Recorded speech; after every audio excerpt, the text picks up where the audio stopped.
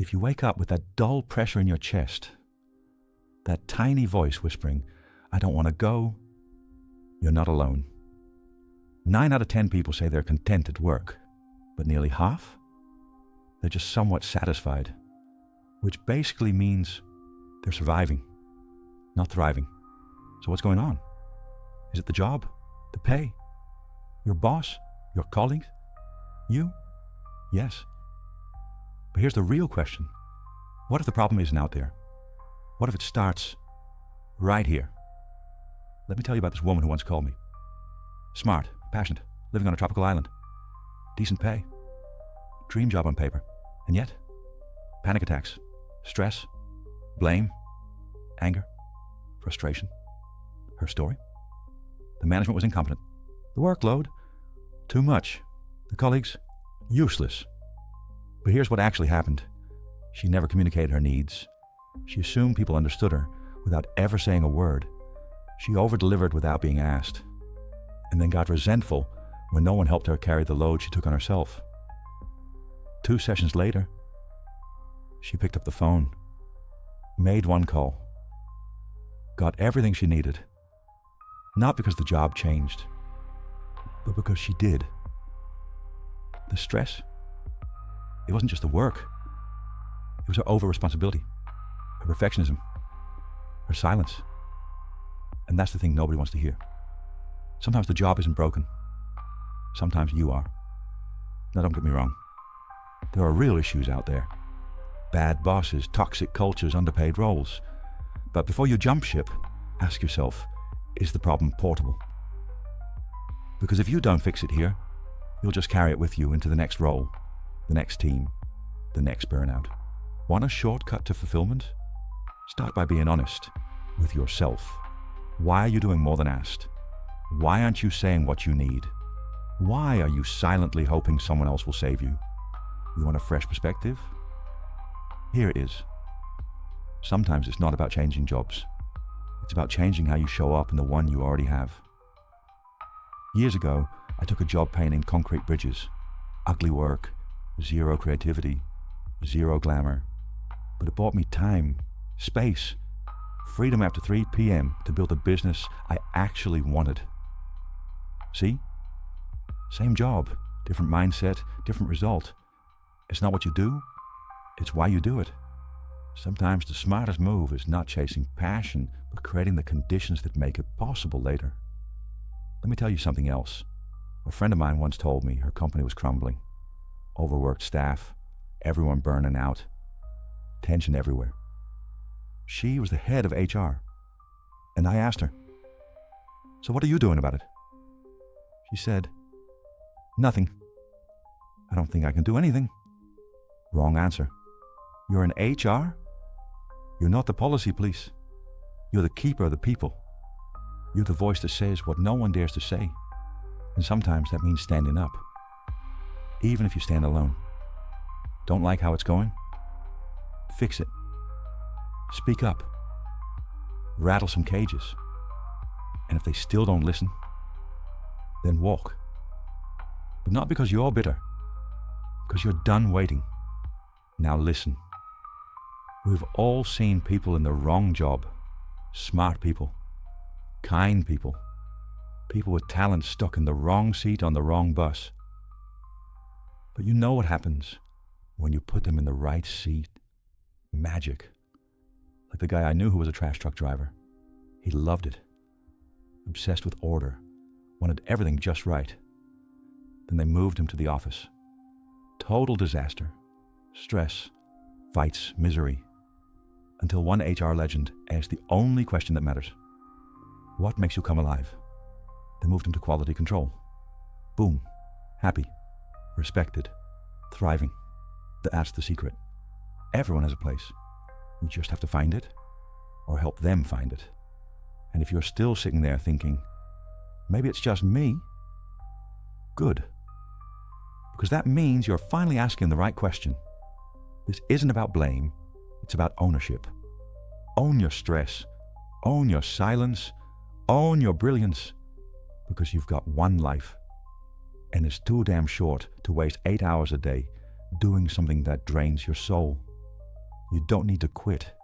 You need to wake up, find the problem, name it, fix it, or walk away with your head high, knowing 'twasn't fear that kept you stuck, but clarity that set you free. Now go. Not to find a job, but to create the work that makes you feel alive. But here's the thing. What if it's not just you? What if the problem isn't your mindset, your habits, or your lack of clarity? What if you're actually stuck in something toxic? Yeah, I said it. Toxic. Because sometimes the reason you feel drained, demotivated, or like you're slowly losing pieces of yourself isn't because you're broken. It's because the environment is. So how do you know? How do you know if it's you? Or if you're just stuck in a place that chips away at who you are? Let me give it to you straight. Here are 10 brutal signs you might be in a toxic work environment. And if a few of these hit a little too close to home, you might need to stop fixing yourself and start getting the hell out. 1. Poor communication. Nobody talks, or worse, everyone talks, but no one says a damn thing that matters. You walk out of a meeting more confused than when you walked in. Emails, vague, decisions, hidden, intentions, suspect. And when departments stop sharing knowledge, they stop sharing purpose. You're not a team. You're a collection of silos pretending to collaborate. 2. Gossip, cliques, and exclusion. You're not in high school anymore, but damn, it feels like it. Little inner circles, whispers behind screens, colleagues freezing others out because they don't fit in. If being different gets you isolated, you're not the problem. The culture is. 3. Bad leadership. This one's obvious. Leaders who don't listen, who take credit for your work, who play favorites, flip-flop, micromanage, or disappear. Worst, leaders who have no clue why the company exists except to hit numbers. If your boss is the biggest bottleneck in the company, yeah, you're in the toxic zone. 4. Unmotivated colleagues. You show up full of fire. They show up full of complaints. Slackers, cynics, deadline dodgers. And guess what? It spreads. Because motivation is contagious. But so is apathy. And if you feel like you're dragging dead weight every damn day, that's not your job. That's a system problem. 5. Suppressed creativity. You've got ideas, smart ones, bold ones. And every time you speak up, you hear, "Yep, but that's not how we do things here." Translation. Stay in your box. Toxic cultures kill innovation by protecting comfort zones, and comfort zones are where great ideas go to die. 6. High turnover. People come, people go. You don't even bother learning new names anymore, because they'll be gone in 3 months anyway.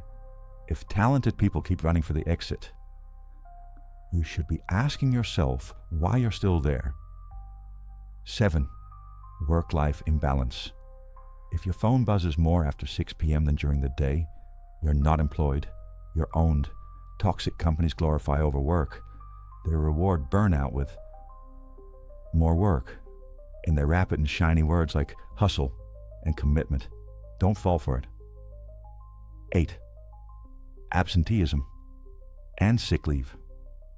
If everyone around you is always just coming back from being sick, the company's not cursed, it's sick. Literally. A stressed culture creates anxious bodies. And when mental pressure hits the physical system, guess what? People break down. 9. No growth opportunities. Same role, same pay, same tasks, same politics. Nothing changes except your soul slowly shrinking. A workplace that doesn't grow you is a workplace that doesn't deserve you. 10. That gut feeling. You know it. That inner whisper that says, this isn't right. You can't explain it, but your body knows. You leave meetings feeling smaller. You dread Mondays. And worst of all, you start to doubt yourself. That's your sign. Don't ignore it. So, what now? 3 reasons to walk? Immediately. If this happens, don't wait, don't explain, Don't look back. 1. You're being intimidated. If fear is the way things get done, it's not leadership. It's manipulation. Leave. 2. There's sexual misconduct. One comment is already one too many. And if leadership doesn't act on it, you act for yourself. 3. You're facing discrimination. Or race, gender, beliefs, identity. None of it should be weaponized against you. Period. Let me end with this. Sometimes it's not you. Sometimes the system is broken. And no matter how many books you read or how many journals you fill, you can't heal in the same place that's hurting you. So ask yourself, is this environment helping me grow? Or is it slowly killing who I am? Because you were not born to shrink. You were born to build, to contribute, to thrive. And if your current job doesn't give you space to breathe, maybe it's time to leave. So let's say you've decided to leave. Good. Brave choice. You've seen the signs, you've faced the truth, and now you're ready for something new. But here's the next trap. How do you choose the right job next time? Because jumping from one fire into another furnace, let's not. So here's your compass. Listen to your heart, not your wallet. I get it. Sometimes the bills are loud. Sometimes survival screams louder than meaning. But if you have a choice, if you're not in crisis mode, then don't trade your soul for a pay slip. Ask yourself this. Would you choose your partner based on their bank account? Then why the hell are you choosing your workplace that way? Let me tell you about Kenny B. Great guy. Super skilled. Clients loved him. But man, something was off. He was all about the money, status, title. And it showed. Every conversation felt transactional. No spark, no culture fit. Just calculation. For us, the company was a mission. For him, it was just a contract. And that's the point. You can be brilliant at your job and still be a misfit if your heart's not in it. So before you say yes to that new role, ask yourself one simple question. Can I care about this? Not just the task, not just the product, but the purpose behind it. Because when you work for something you believe in, stress doesn't feel the same. Pressure turns into drive. And effort becomes effortless. I've seen it in myself. I've seen it in teams. And every decent study out there backs it up. Companies with a clear purpose, lower absenteeism, higher motivation, more creativity, more growth, real connection. You want to work somewhere where people aren't just showing up. They're showing up for something. And here's another thing. If you wouldn't hang out with the people in that company in real life, what are you doing there? Look around. If everyone's transactional, performative, dead-eyed behind their screens, that's not a culture. That's a factory. A good job doesn't just grow your bank account. It grows you. You feel more alive.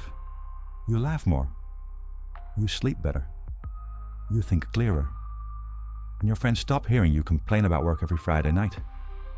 So in your next job search, ask different questions. Not, what's the salary? Ask, what do these people stand for? Not, how big is the bonus? Ask, will I feel proud to say I work here? Not, how fast can I climb? Ask, do I even want to become like the people leading this place? Find the company that makes you feel like you're part of something bigger. Not just someone's spreadsheet line. You want a better life? Don't chase jobs. Chase meaning. The money will follow.